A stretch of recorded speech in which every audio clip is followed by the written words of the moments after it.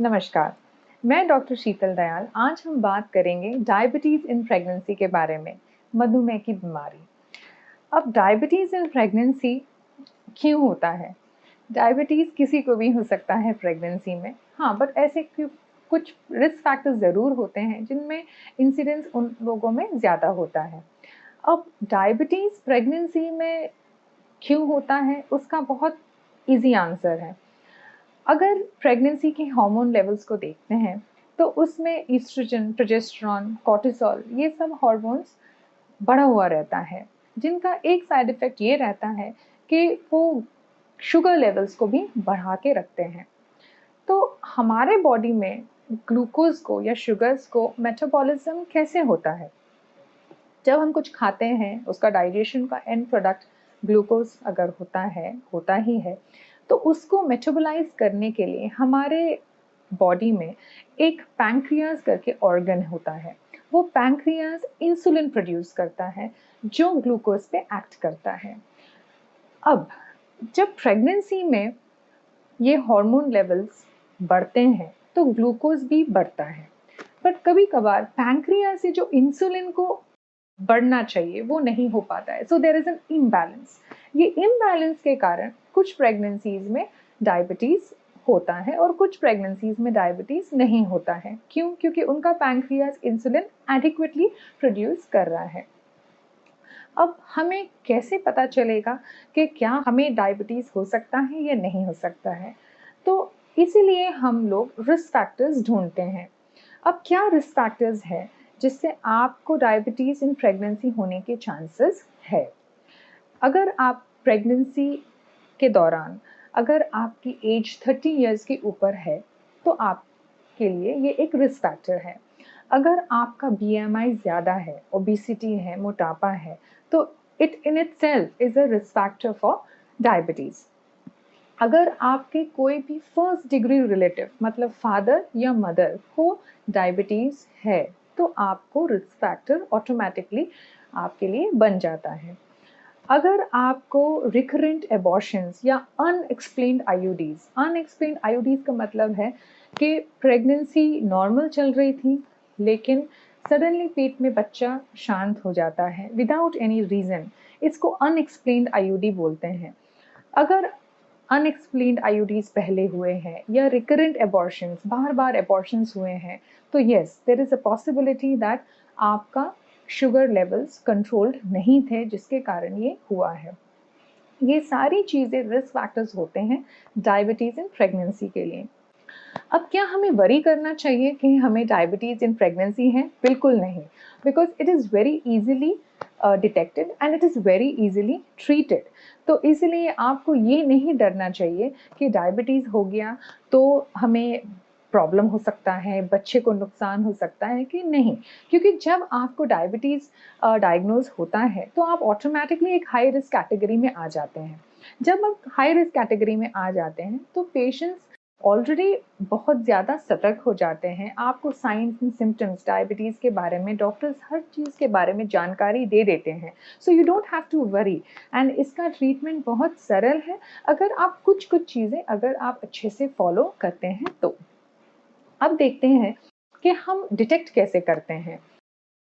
OGTT test, oral glucose tolerance test, एक test होता है जिसमें हम पेशेंट के बॉडी को चैलेंज करते हैं कि अगर आपका ग्लूकोज लेवल्स बढ़ रहा है, क्या आपका बॉडी एडिक्वेट इंसुलिन प्रोड्यूस करके ग्लूकोज लेवल्स को ब्लड में नॉर्मल रखता है कि नहीं। बेसिक प्रिंसिपल है इस टेस्ट का। सो अलग-अलग जगह में अलग-अलग प्रकार से ये टेस्ट किया जाता है। कुछ सेंटर्स में 50 ग्राम्स ग्लूकोज दिया जाता है, कुछ सेंटर्स में 75 ग्राम्स ग्लूकोज, कुछ सेंटर्स में 100 ग्राम्स ग्लूकोज।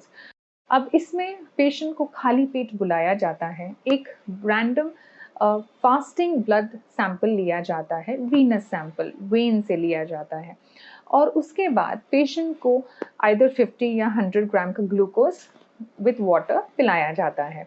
अब उसके आधा घंटे में या आवरली हम ब्लड सैंपल्स निकालते हैं चेक करने के लिए कि क्या वो नॉर्मल चार्ट के रेंज के अंदर है या रेंज के ऊपर है।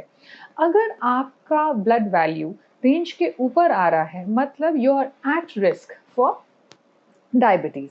तो इसलिए ऐसे पेशेंट्स को बार बार हम सर्वेलेंस पे रखते हैं।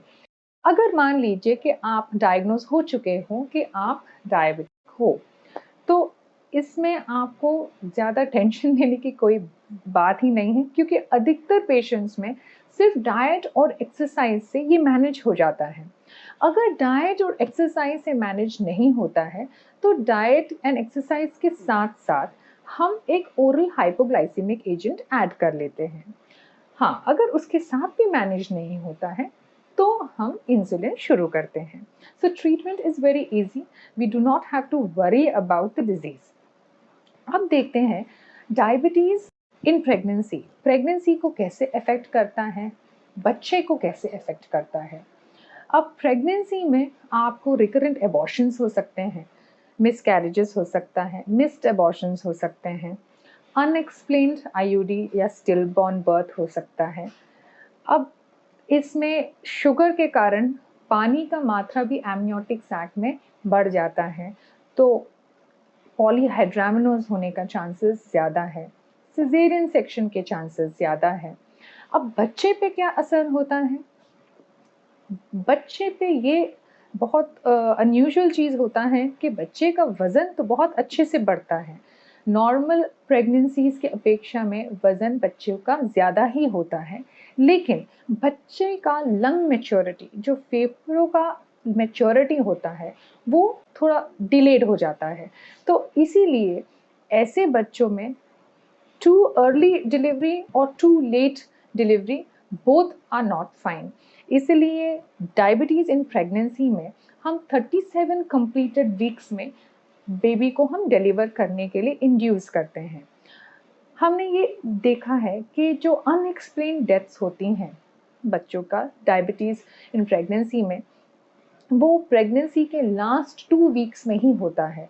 इसलिए हम 38-39 वीक्स तक नहीं जाते हैं, हम हमारे सेंटर में 37 कंप्लीटेड वीक्स में पेशेंट को एडमिट करके इंड्यूस करते हैं।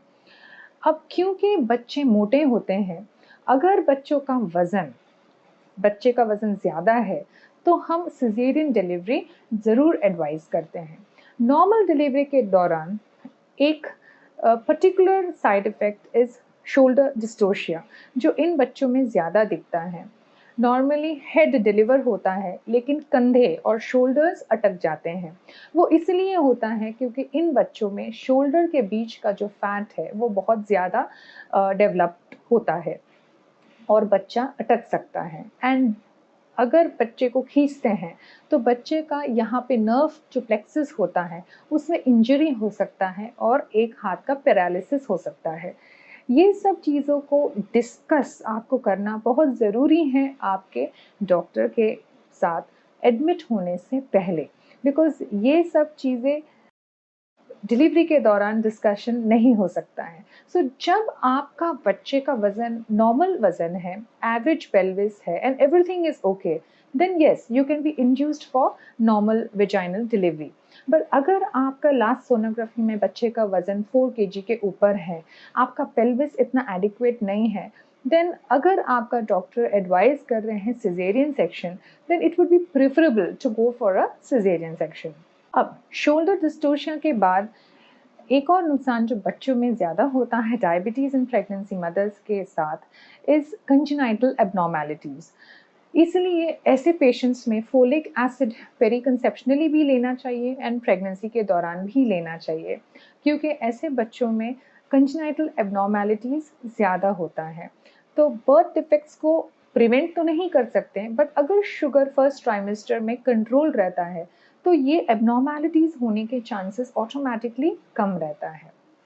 तो अब हम देख चुके हैं कि what is the effect of diabetes on the mother and effect of diabetes on the baby. आप ज़रूर हमारा पार्ट 2 देख लीजिए डायबिटीज़ इन प्रेगनेंसी के बारे में, जहाँ पे हमने ट्रीटमेंट ऑप्शंस के बारे में डिस्कस किया है। धन्यवाद।